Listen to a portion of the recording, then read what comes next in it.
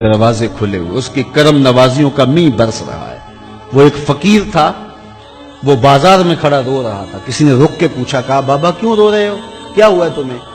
किसी ने मारा है, तंग किया है, भूख की शिद्दत है, क्या माजरा है? कहा ना बाबा ये मेरे मसले नहीं है। कहा फिर क्यों खड़े हो? वो मजजूब था। कहने लगा मेरा प्रोग्राम बना के बंदों की और रब की सुलह करवा दो। तो कहा फिर क्या हुआ? कहा वो तो मानते हैं, ये नहीं मानते।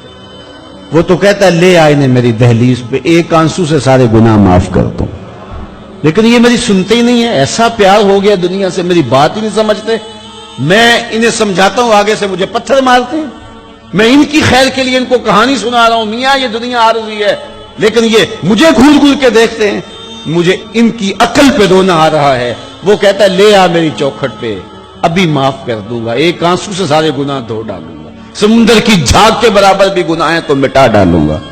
लेकिन ये समझते नहीं है। खैर वो चला गया। अगले दिन गया तो कब्रिस्तान के करीब से गुजरा तो वो फकीर वहां खड़ा रो रहा। वो फिर रो गया। कहा बाबा अजीब कहानी है तेरी, बाजारों में भी रोता है, कब्रिस्तानों में भी रोता है, आज क्या मसला है? कहा आज भी मेरा कल वाला ही मसला है। कहा आज क्या मसला है? कहा आज मैं इधर आया था कि इनकी और रब की सुलह करवा दूं। तो कहा आज फिर क्या बना? कहा आज ये मानते हैं, वो नहीं मानता।